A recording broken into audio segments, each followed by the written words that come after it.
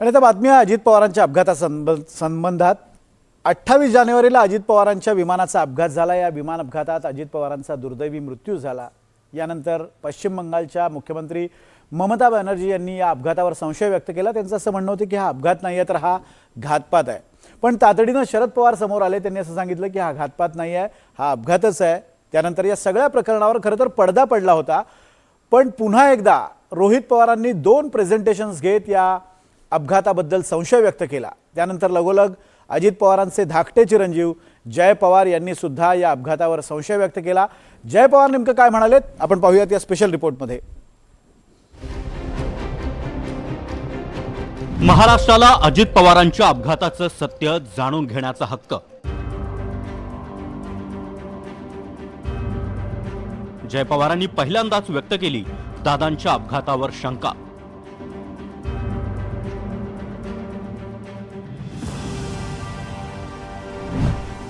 जळलेल्या ब्लॅक बॉक्समुळे वाढला संशय। डॅड, काश वेळ थांबली असती, मी तुम्हाला घट्ट मिठीत घेऊन आयुष्यभर तसाच राहिलो असतो।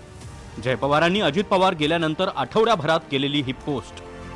आता अजित पवार गेल्यानंतर 21 दिवसांनी जय पवारांनी अजून एक पोस्ट केली आहे। जय पवारांनीही आता अजित पवारांच्या अपघातावर संशय व्यक्त केलाय। जय पवार म्हणतात, विमान अपघातामध्ये ब्लॅक बॉक्स सहजपणे नष्ट होऊ शकत नाही। महाराष्ट्रातील जनतेला आपल्या हृदयाला हादरवून टाकणाऱ्या या दुर्घटनेचं संपूर्ण, पारदर्शक आणि निर्विवाद सत्य जाणून घेण्याचा हक्क आहे।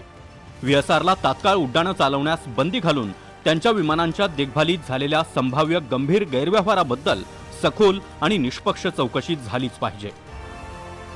अजित पवारांचा अपघात नव्हे, घातपातच आहे, हा विषय लावून धरला तो अजित पवारांचे पुतणे रोहित पवार यांनी।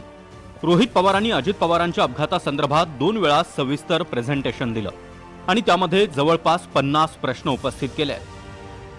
या संशयामध्ये आणखी भर पडली आहे ती AAIB अर्थात एअरक्राफ्ट ॲक्सिडेंट इन्व्हेस्टिगेशन ब्युरोनं दिलेल्या धक्कादायक माहितीमुळे। अजित पवारांच्या अपघात झालेल्या विमानात 2 स्वतंत्र फ्लाईट रेकॉर्डर्स होते। अपघाताच्या वेळी दीर्घकाळ तीव्र उष्णता निर्माण झाल्यामुळे दोन्ही रेकॉर्डर्सचं नुकसान झालंय। आता हे जे 2 रेकॉर्डर्सचं नुकसान झालंय ते दोन्ही रेकॉर्डर्स हे विमानाच्या ब्लॅक बॉक्स मध्येच बनवलेले असतात। याचाच अर्थ ब्लॅक बॉक्स जळल्याचं AAIBनं सांगितलं का असा प्रश्न उपस्थित करण्यात आलाय आणि त्यावरून उलटसुलट चर्चा सुरू झाल्यात। बघा, रोहित असो किंवा काल मला वाटतं जयनी पण त्याच्यावर वक्तव्य केलेलं आहे। अनेक लोक आता आपल्या शंका त्याच्यावर आता व्यक्त करत आहेत। मला वाटतं ह्याच्यावर स्पष्टपणे एकच मत असावं, सगळ्यांचंच एक मत असावं की जे काही घडलं त्याच्यात चौकशी ही होणं गरजेचं आहे। काल मला वाटतं उपमुख्यमंत्री सुनेत्राताईंनी देखील मागणी केली आहे की CBI चौकशी व्हावी, कारण आता जे काही पुढे येतं ब्लॅक बॉक्स असेल वगैरे ह्याच्यात संशय वाढत चाललेला आहे। म्हणून एक निश्चित आहे की चौकशी तर व्हावी। ब्लॅक बॉक्स हा कधीही तात्काळ नष्ट होत नाही हे सर्वांचंच मत आहे, तज्ज्ञांचं सुद्धा मत आहे। परंतु जर हा नष्ट झाला असेल किंवा आणखी त्यातलं काही सापडलं नसेल तर निश्चित त्याची उच्चस्तरीय चौकशी ही सरकारने केली पाहिजे। ब्लॅक बॉक्स हा खराब होत नाही हे बरोबर आहे। आता त्यांचं म्हणणं आहे की स्फोट एवढे झाले आणि आगीचा प्रादुर्भाव एवढा होता, त्याच्यात थोडंसं ते खराब झालं असेल तरी सुद्धा। काल मला वाटतं मी प्रफुल्ल पटेल यांचं थोडंसं ऐकलं, ते म्हणाले अशा परिस्थितीमध्ये सुद्धा अमेरिकेमध्ये अशी यंत्रणा आहे की जी त्या ब्लॅक बॉक्स मधलं जे आहे, जे गूढ आहे ते उघडू शकतं। विमान अपघातावेळी कितीही उष्णता निर्माण झाली तरीही इतकंच काय, पाण्यातही ब्लॅक बॉक्स सुरक्षित राहतो। ब्लॅक बॉक्स 100 अंश सेल्सिअस तापमानात खोल पाण्यात 30 दिवसांपर्यंत सुरक्षित राहतो।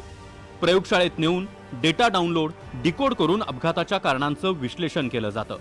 या प्रक्रियेला साधारणपणे 10 ते 15 दिवस लागतात। बॉक्स खराब झाला असेल तर तपासाला काही महिने लागू शकतात। अजित पवारांच्या अपघाताबद्दल संजय राऊत, अमोल मिटकरी, छगन भुजबळ, विजय वडेट्टीवार, ममता बॅनर्जी यांसारख्या नेत्यांनी घातपाताची शंका उपस्थित केली आहे। उपमुख्यमंत्री सुनेत्रा पवार यांनीही मुख्यमंत्र्यांना भेटून दादांच्या अपघाताच्या CBI चौकशीची मागणी केली आहे। आता जय पवार यांनीही या अपघाताबद्दल शंका व्यक्त केल्यानं या प्रकरणातलं गूढ अजूनच वाढलंय। आता जय पवारही रोहित पवारांप्रमाणेच हा विषय लावून धरणार का याची उत्सुकता आहे। Bureau report, NDTV Marathi, Mumbai.